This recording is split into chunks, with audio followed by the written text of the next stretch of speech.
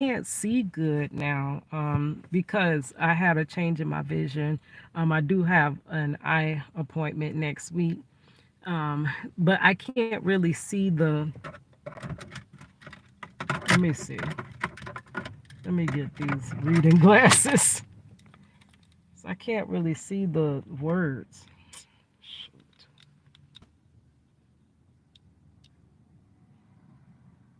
Yeah, my contact.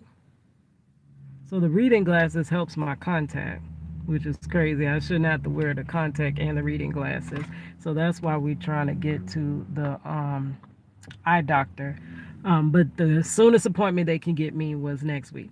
So, anyways, I had my little well woman exam today. I got a list of other things I got to do because I guess not really paying attention to your health, you got to catch yourself up. So I got to have a dentist appointment, got to do the mammogram. I did the pap today. I'm like, oh my gosh, like y'all doing too much. Like I ain't that old yet. Well, I got a doctor's appointment every other day. Like, come on. uh, but yeah, 44 gonna be the best year of my life. Okay, so I was gonna let me crack this window because it is hot. It's hot. It's Florida hot.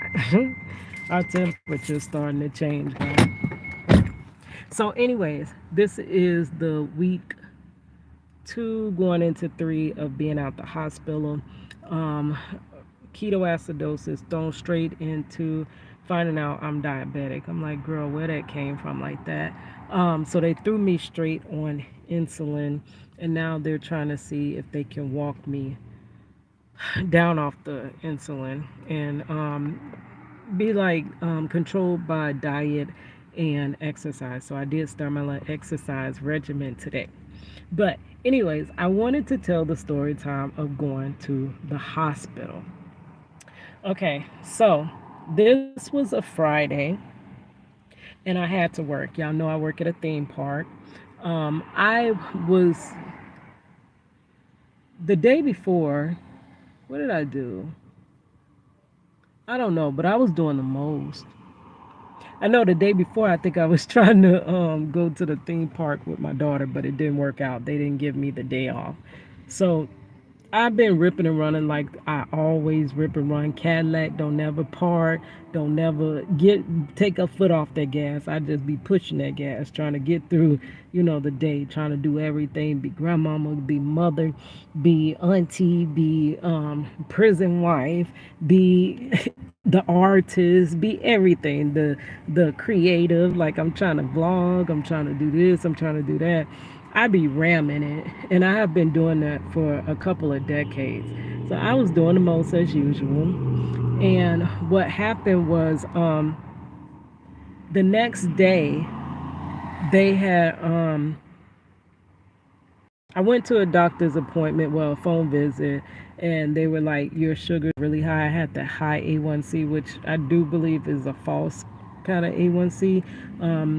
Because of the dehydration and the high sugar count, low water count, gave a high A1C. It was very alarming to my doctors, and they were like, we got to start you on medicine right now. And then also, I was told I had the stomach flu 3 months prior, and I was never able to rehydrate myself. And I was told that I would not get rehydrated until the sugar levels are under control.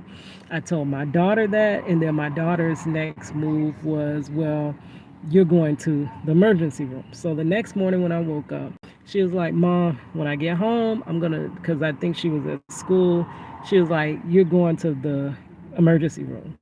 And I'm like, for what? And no, I'm not. I have to work tonight. I'm scheduled to work. It's not even like no, I'm not. And then she's like, yes, you are. And I'm like, okay. So she says, well, find out how much you have to pay for an ER visit. And so I find out it's $175. That really is going to detour me because I don't have no $175 to be going to no emergency room. So my daughter's like, Mom, I'll pay for it. Go ahead, you're going to go. And I'm like, okay, well, and she's like, I'm like, why am I going to the emergency room? And she's like, well, because they can actually hydrate you. They have the stuff there to rehydrate you. You're trying to rehydrate yourself on your own, and it's too slow. Like, you need to go to the emergency room. So I agree. Reluctantly, I agree. My daughter was already taking her grandmother to the emergency room. So she was like, since I'm taking her, I'm taking you too. Okay, so I go ahead, I get ready, I get me some food. I had some little steamed fish with broccoli florets. It was, God, it was so good. But since I had been dehydrated, I hadn't really had an appetite. So I took a few bites of that thing, and I said I'm gonna come back to it after I get out the emergency room. I told my daughter put my food up or whatever. So we get there. My daughter's grandmother, they seen her, released her. She was in and out. They brought me back to the back. They did, they pulled blood, and I had told them the whole thing, that I had got dehydrated. I can't get myself back hydrated. And I gave them the whole spiel, but the ER doctor was looking at me like, girl, whatever. So my daughter was like, they probably finna let you go. They're not even gonna do the IV, because the IV could have rehydrated you and stuff. I think he's just gonna let you go. That's what he was sounding like, because I told him the whole thing about being dehydrated, and I've been sick ever since.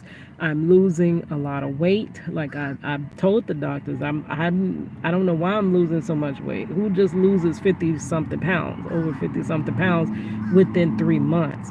Now I know I had changed my diet to where I was just drinking. Basically, I would have been on a liquid diet, but these drinks were sugary drinks. They weren't good drinks, healthy drinks. But I didn't have the appetite to eat. But then I started eating. I'm sorry, pineapples and watermelon, because I was told those two things like hydrate you. So I'm eating a whole bunch of watermelon, whole bunch of pineapples, which I don't think those two are really that great for diabetes. I don't know. But I was eating a lot of that. And I started going to the salad bar at work. So I had made some changes. But the changes that I made, I don't think would have made me drop 50 pounds like that. Like, if it did, then everybody be dropping 50 pounds, right? So I knew I made some lifestyle changes, but enough to make that much drastic change. So I'm like, I still don't understand why I'm losing weight. I'm steady going down on my uniform. Every week I'm having to pick up a smaller uniform. I went from a size 24 pants to a 16, and now the 16 is getting like to be baggy on me. When it gets baggy on me, I take the belt cusp and I put it into the belt loop. So I tighten it up and put it in the belt loop. So I just seen these pants just dropping, dropping, dropping. Each week I'm picking up a smaller uniform. I went from a 2X shirt, and I like my clothes baggy. So I went from a 2X shirt to I done went down to the extra large and then a large. Like, girl, when the last time I wore a large? And I always had them powerful arms, them big old arms. And I do not like to work, and you do like this, and it feel like the shirt pulling in your back. Oh, I hate tight clothes. Like, that's so irritating. I'm gonna be uncomfortable. But I kept going down and down on my uniform, and I'm like, it just looks like it was just too fast. And then also I don't know if you can see it, but the arm, you see how it's not toned. If I was losing weight the right way, it would have been toned, like, but it's like empty skin. It's like I have on a baggy skin suit.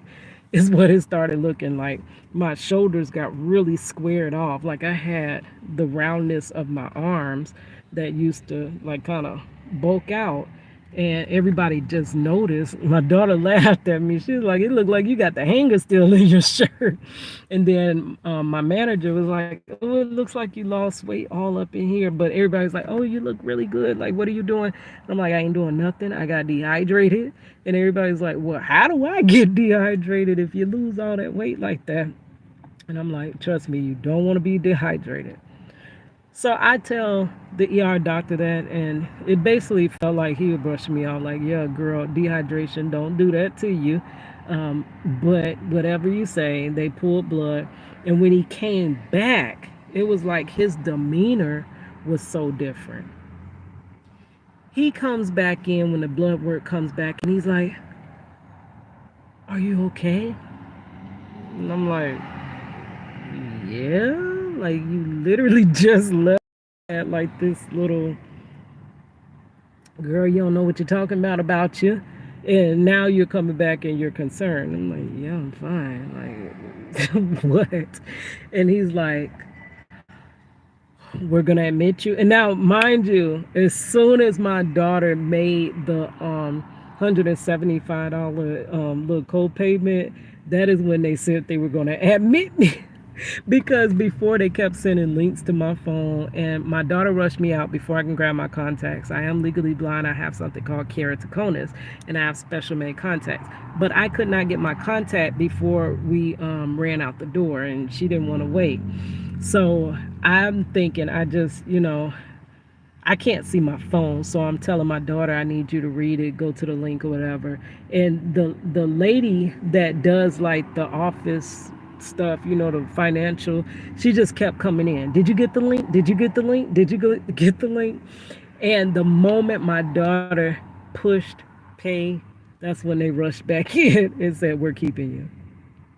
Because had they said that any sooner, like literally, it wouldn't have been an ER visit, so I wouldn't have paid the 175 for ER. So she would have kept that. I just would have been billed. You know what I'm saying? So it was like the moment, like she was almost trying to get me to pay it before they admitted me, so it can go from an ER visit to a hospital visit, right? So then they come in, they're like, you have something called ketoacidosis, and we're going to keep you overnight. Hmm? You keeping me over? You say you finna do what? You keeping me where? Like, girl, no. I have to be to work within like less than 2 hours now. I can't even call in. It's too late to call in. Oh, matter of fact, I think I did pre-call in, but the call in don't count unless you actually miss. So I think I had already called in just in case, because your girl is an overthinker and I always think, But I really thought I was gonna get the IV fluid and go home. Like they was gonna rehydrate me and I would be good. But it turns to, we're keeping you. And I'm like, are you kidding me? I'm not staying here. So my daughter's like, okay, well, I'll stay the night with you. And end up, they took me upstairs. When they found me a room, they took me to the ICU. What am I doing in ICU? Doctor comes in, nurse comes in. You're in something called ketoacidosis, and we're gonna have to treat this by insulin, and then it's glucose. So they go back and forth with glucose, and then they give you the insulin, and then so they strap me up to all these. They put the fluids. They did do the fluids, but they could not start that until I was severely potassium deficient. So they first spent the whole night getting my potassium up. Like I had nothing. That explains why I had at night while I was sleeping, my legs would buck out and like the muscle would be so stuck I would have to slap it, and I pleaded the blood of Jesus over my legs, and then I would get my legs to move or whatever. But that's a sign of potassium deficiency. So that's why that was happening. I was severely potassium deficient. So that whole first night, they were trying to get the potassium up. They told me, you're not going to eat nothing. My daughter had left. She went and got clothes, came back. They brought me Chipotle. They was like, you're not finna eat no leg, nothing, which they had just told me, yeah, you should be able to eat now that you're something. And then they turned around and said, no, you're not going to be able to eat. You can have some Shep's ginger ale. And they gave me two things of sugar-free Jello. And I'm like, are you freaking kidding me? At this point, I wish I had ate that whole plate, because now I am starving. and that's all I ate today. And it was just a couple of bites. So they was like, no, you're not gonna eat tonight. My daughter went home, got her clothes, and she came back. She spent the night with me. It was very terrifying because first I'm like, why am I in ICU? So they're like, well, you're most people that come in with ketoacidosis, they're in a coma state. So I was not clearly, I'm comprehending, I'm talking back and forth to you and everything, and I'm not in no coma state. So they was like, the only place that we have the things that we need to treat is up in ICU. So I don't know if that was really why I was in ICU or if they were just telling me that to keep me calm, because the last experience in ICU was me seeing my mother pass away due to negligence after an outpatient procedure. So I'm terrified. Why am I in ICU? I don't understand this. So they spent that whole night just trying to get my potassium levels correct, because before they can do the treatment for the ketoacidosis, they had to do that. Um, and so that first night, and then they had IV in both sides. They had on my right side was the regular hydration IV. The other side was the insulin and the glucose going back and forth.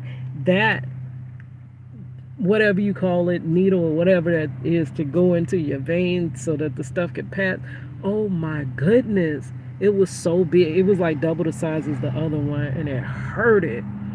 And for me, I already have herniated disc. I got 3 herniated discs in my neck. I got a herniated disc in my bottom back. So I have pinched nerves and arthritis in my neck. So for me to keep going on a regular basis, I have to keep moving, or my body gets stiff and it gets numb. That's why I have to keep going. I cannot sit in one spot. I'm sitting, standing, I'm walking, I'm all over the place. And that's how I keep going. So imagine a person that has to keep moving, just being sat in the bed. Just sit in the bed. And I usually sleep on my stomach. I cannot sleep on my back, and the bed is not made for you to sleep on your stomach in the hospital. And also I have these IVs hooked to both arms. Anytime I move, like do anything, I can't even bend my arm. When I would bend my arm, it'll go beep beep beep beep. So I'll find a comfortable, well, not really comfortable, but somewhat comfortable on the other side, and then that one goes beep beep beep beep beep. So I'm literally having to sit with my arms straight out and just sit there. I was so freaking miserable.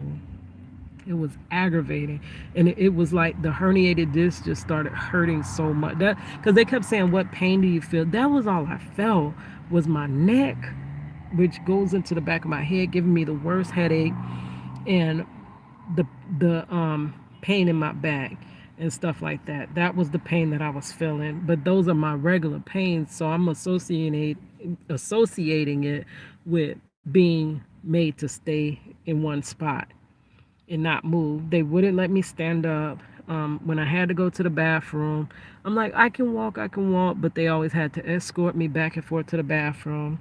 So, crazy. So I got through that first night, which I don't know. I was so aggravated when they said I was not going to eat.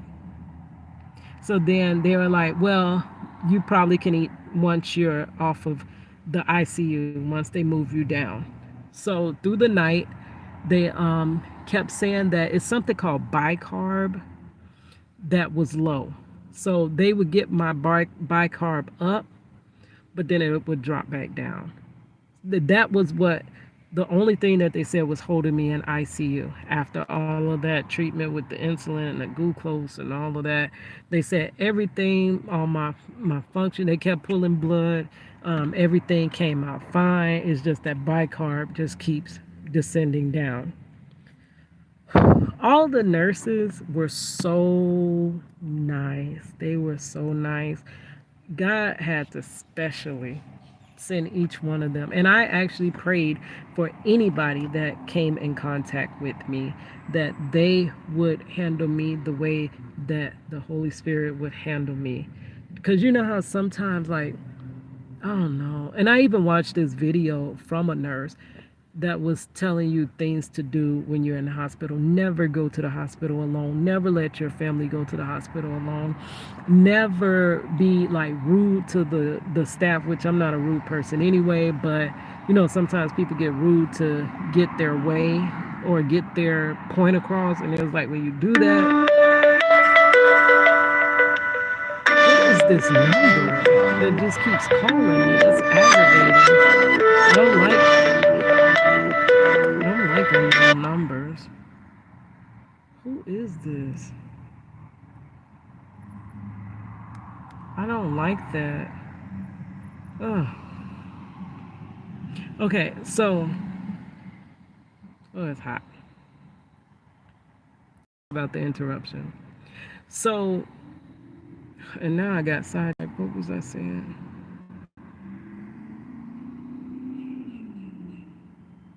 I know I was talking about the ICU. Oh, the nurses. Yeah, they're like, because you don't know, it's not everybody, but there are some. They're human. Nurses are human, and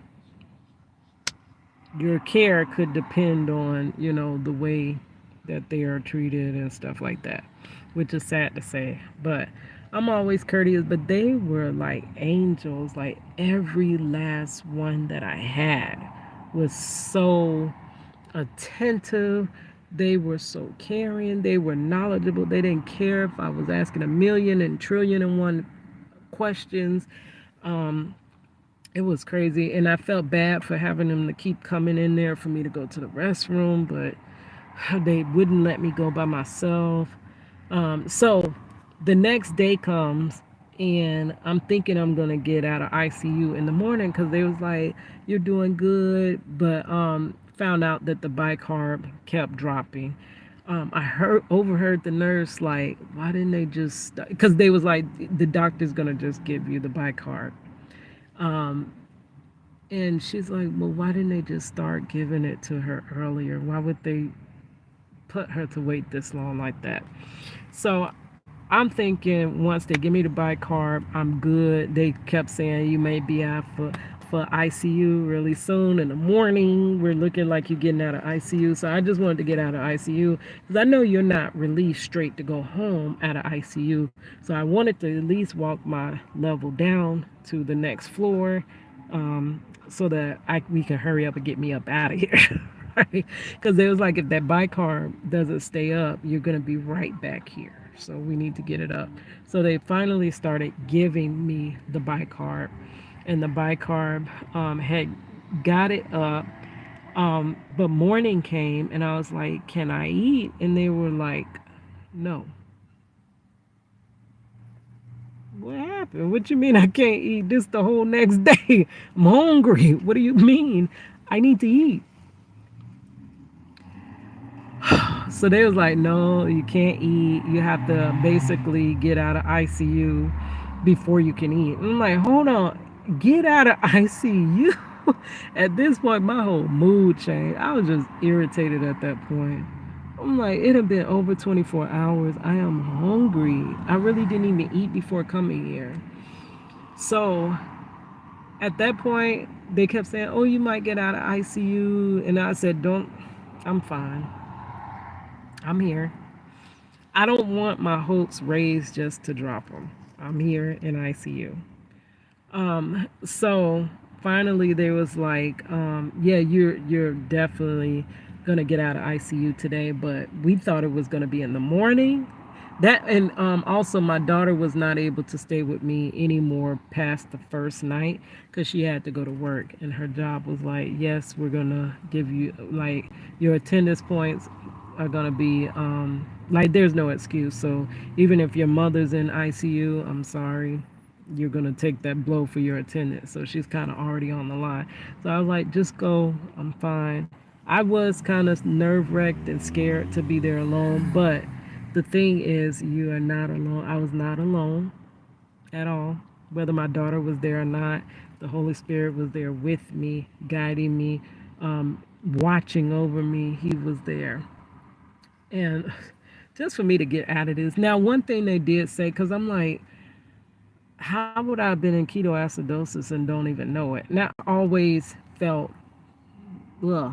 But that's how the doctor was explaining it, that you kind of been in this state for a long time. Usually a person, because I'm like, how do I avoid this happening again? She was like, honestly, you go from feeling fine to like all of a sudden you feel like, ugh.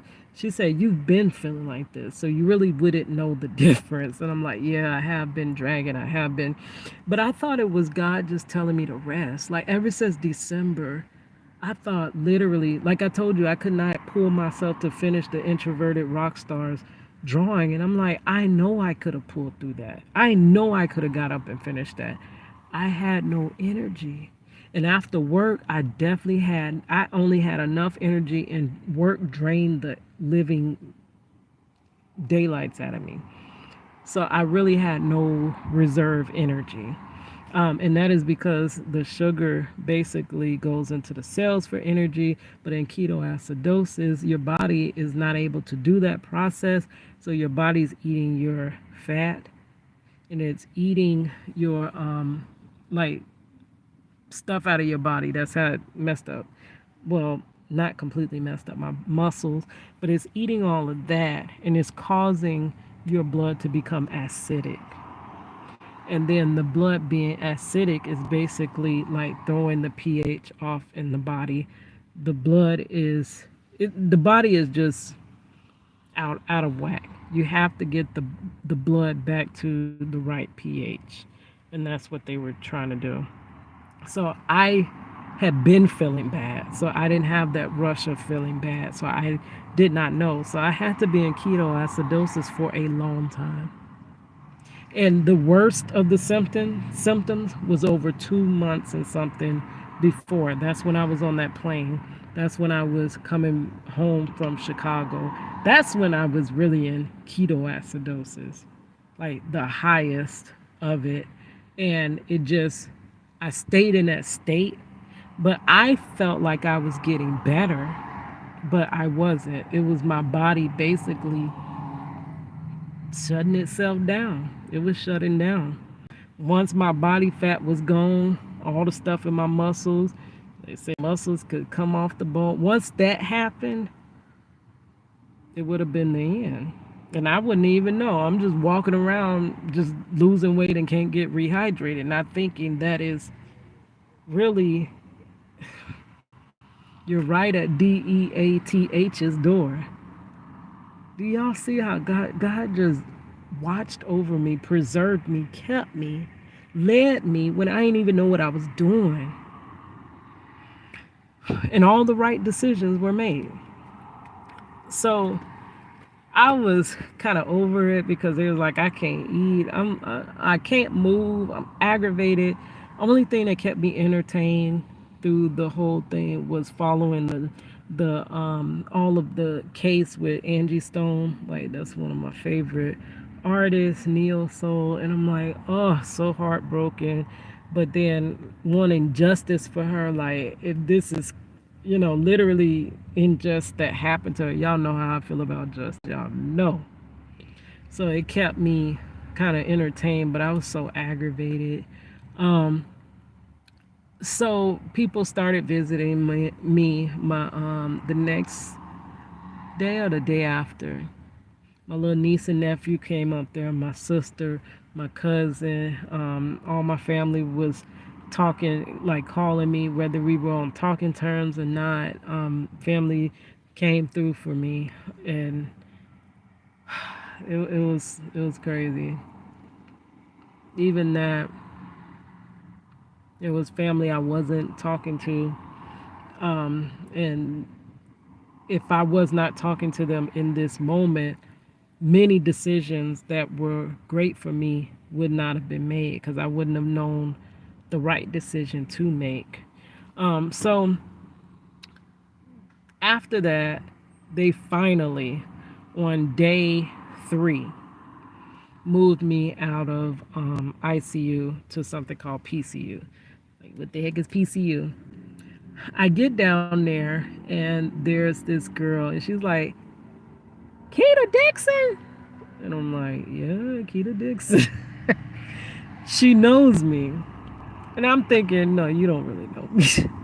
She's like, yes, I know you. We worked together. We worked at Walmart. And I'm like, oh my gosh. I'm like, yeah, I lost a lot of weight. And she's like, no, you didn't. You were always this size. But of course, at Walmart, I was smaller and I had packed on the weight over time. So I'm like, oh yeah, she doesn't remember me being big. And then now I'm back to small. She's like, oh my gosh, you was the girl that used to rap. You used to paint at the I used to paint at the door greeter. I used to paint. I used to write my rhymes. I'll be dancing. I'll be performing. I'll be passing out my demos. And she was like, I definitely remember you. And I was like, oh, you look so different now too. And they had they did not order my food because when they moved me to PCU, they moved me at the end of the day. Well, they came into my ICU room because they have finally said I can eat. It was towards like 4 o'clock in the evening. And I was like, yes, I was looking forward to that food. I ain't care how bad it tasted or whatever because I knew hospital food wasn't that great. I did not care. I wanted to eat something. So they was like, they're gonna move my food, like my order. If you move from ICU, they're gonna move it over to wherever you move. They didn't. Girl, I was so heartbroken. And then my daughter couldn't come out and bring me nothing. My cousin had just left. So I'm like, oh my goodness. Oh, I had a little sneak of Caesar salad, chicken Caesar salad the day before because my cousin brought it. But they told him that I couldn't eat. And then the nurse was like, low key, girl, I would eat. I would eat something. So I got that little bit in my mouth before the nurses came in. He was like, I don't even know why you can't eat. To be honest, this is, what the doctor does. He doesn't want people eating while they're doing this treatment. I guess they said because it was more difficult. They did tell me that when you're eating, because they want to see what the sugars is without eating, it's harder to monitor with you eating. But by the third day, so day one, day two, by the third day, I guess they weren't going to deny me eating anymore. But my food order didn't come over because I see a lady come through and she's like, you got an empty tray? And I'm like, empty tray? I never got a food tray. Where my food at? So I mentioned to the girl that I knew that I didn't get my food. I think they took it to the room and they already collecting plates. So she goes and she finds me a plate. This food was so good. I ate it like I hadn't, but it actually was good.